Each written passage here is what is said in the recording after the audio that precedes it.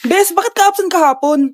May pinuntahan kasi ako, Bes. Ano yan? Ba't mo tinatakpan yung bibig mo? Mabaho ba yung hinga mo? Ano kasi eh. Hala, naka-braces na si Scarlett! Kaya siguro absent siya kahapon. Bes, magkano yung braces mo? Di ba mahal yan? Rich kid ka siguro. 5K lang to, pero naka-promo kasi sila, kaya 3K na lang. Ako na rin nag-change ng rubber kasi kamahal man.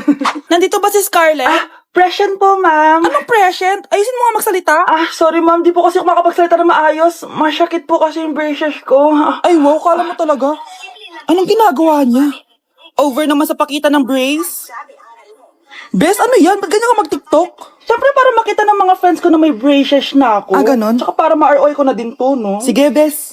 Tinggalan pero sa basketball tampak hindi ka papagbigyan.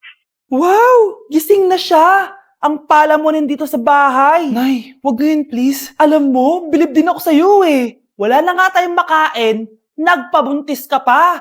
Buti pa yung anak ni Rosa, pag-aaral ay natupag. Nakakawalang gana. Yan, umalis ka. Diyan ka magaling.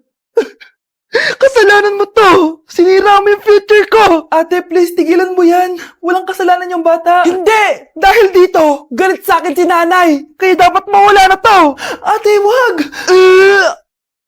Ate! Anak, kain ka na oh. Nay, Sorry anak ha sa mga sinabi ko. Hayaan mo, babawi ako sa'yo ha. thank you, Nay. Nay, sumasakit yan ko. Nay. Oo, yung pinag-usapan natin ha. Hihintayin ko ng mga anak tong babaeng to. Pag nabigay ko na yung bata, ibigay mo na agad yung pera sa akin ha. Balak ibenta ni nanay yung anak ko. O anak, okay ka lang? Walang iya ka, Nay! Ang sama mo! Akala ko, totoong nagbago ka na. Pera pa rin pala yung nasa utak mo. Abay, bakit? Wala ka nang pakinabang dito. At least yung anak mo, mapapakinabangan ko. Wala ka namang papakain dyan eh. Napakasama mo! Lalayas na ako sa impyernong to! Sige, lumayas ka. Sino tinakot mo? Tignan natin kung saan ka pupulutin. Hello, Bes. Hello, Bes. Kilala mo ba si Edward? Oo, Bes. Siya yung ama ng dinadala ko. Mayaman pala sila, Bes. Gusto kanyang makita kasi gusto niyang panagutan yung baby mo. Talaga? Oo, Bes. Ito na yun, Bes. Bes, hindi mo na kailangan magtiis na nanay mo. Hindi pwedeng anak ko lang ang makikinabang sa yaman ng lalaking yun. Dapat ako din.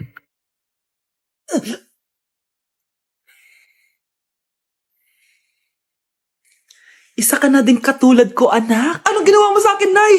Kakaiba yung nararamdaman ko. Gusto mo malaman ang totoo, di ba? Isa akong diwata mula sa mundo ng Encantasia. At isa sa kapangyarihan ko ay ang manipulahin ang picture na nasa cellphone mo. Bakit yung mo lang sinabi sa akin, Nay? Dahil ngayon ang tamang panahon, anak. At nasa katawan mo na ang kapangyarihan na para sa'yo. Pero, paano ko malalaman kung ano yung kapangyarihan ko? Ikaw ang tutuklas niyan, anak. Ano kaya magiging kapangyarihan ko? Baka nagiging invisible ako.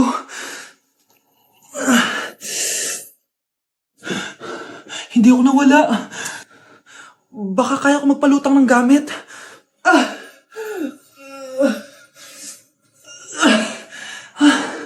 Hindi lumutang. Ang hirap naman neto. Baka kaya ko tumagos sa pintuan. Aray. Natatay ako.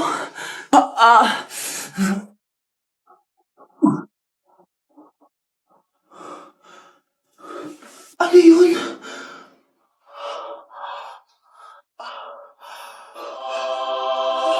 Ito ba yung kapangyarihan ko? Tumain ng ginto. Nay, alam ko na yung kapangyarihan ko. Tumatay ako ng ginto. Anak, uminom ka na maraming pampatae para yumaman na tayo. Talino mo talaga, Nay.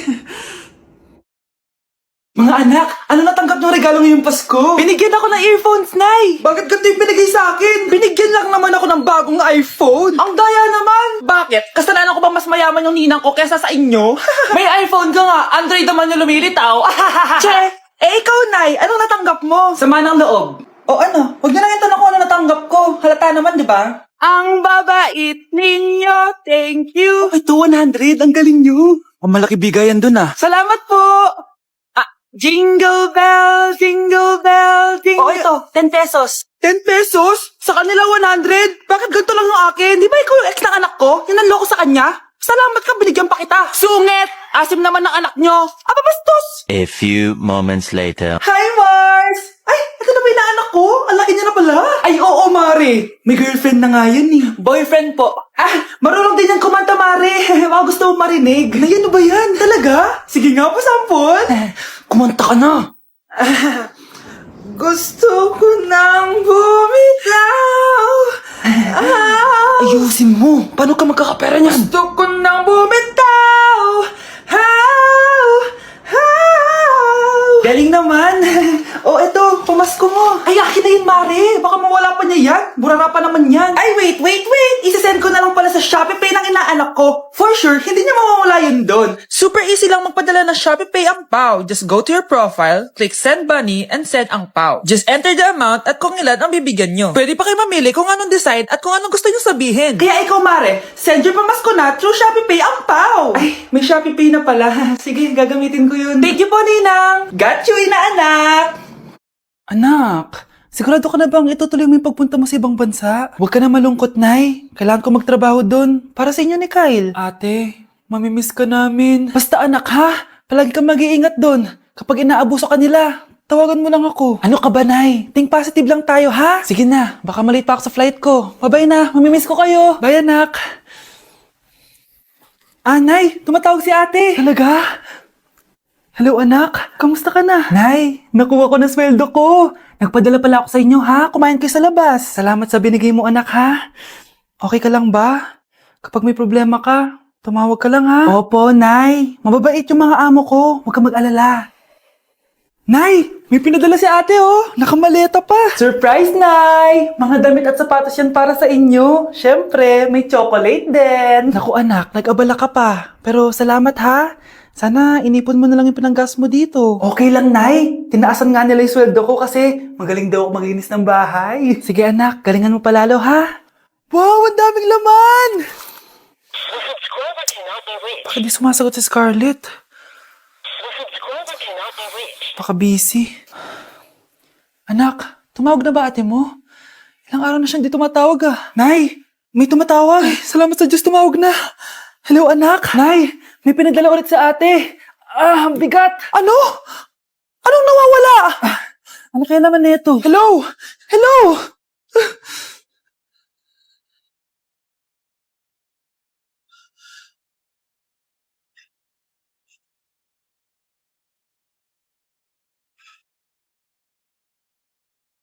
Hello po, ma'am. Ang ganda naman po ng bahay niyo. Sino yan, Nay? Hello po. Anak, ito nga pala si Bebang. Bagong katulong natin dito.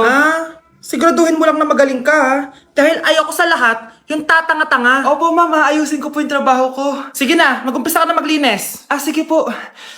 Di ko talaga gusto yung bago namin katulong dito. Nakakainis yung mukha niya. Ano yun? Ano ba yan? Unang araw pa lang dito, may nabasag ka na agad?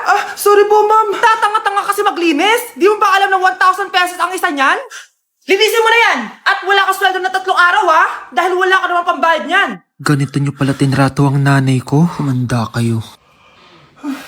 Bebang! Gawin mo nga ako ng kape. Ma'am, eto na po yung kape nyo. Ano ba yan? Bakit malamig na to?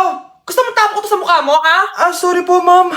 Gawin mo ulit ng bago. Baka na pang magawa ko sa'yo. Sige po, gagawa na lang po ako ulit ng bago. Pakatanga. Ma'am, eto na po yung mainit nyo pong kape. Sa susunod, huwag kang tatanga-tanga kung ayaw mo mawala ng trabaho. Bebang! Kuhaan mo nga ako ng tubig dito. Eto po, ma'am, yung tubig nyo. Di ka na nga. Yung makita pagmumukha mo. Sakit ng tiyan ko.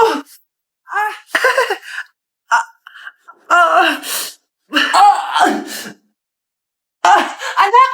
Lumabas ka muna dyan! Gusto mo nang mainit, ha? Tignan ko na lang kung hindi kumulo yung tiyan nyo dito. Ma'am, eto na po yung mainit nyo pong kape. Eto po, ma'am, yung tubig nyo. Hindi ko kayo mapapatawad sa ginawa niyo sa nanay ko. Nag-uumpisa pa lang ako sa paghihiganti ko sa inyo. Nay! Ostor? Bakit nandito ka, ha? Walang iya ka? Bakit mo ako ginagaya, ha? Baka nakakalimutan mo. nanay mo ang sumira ng mukha ko. Ha? Wow!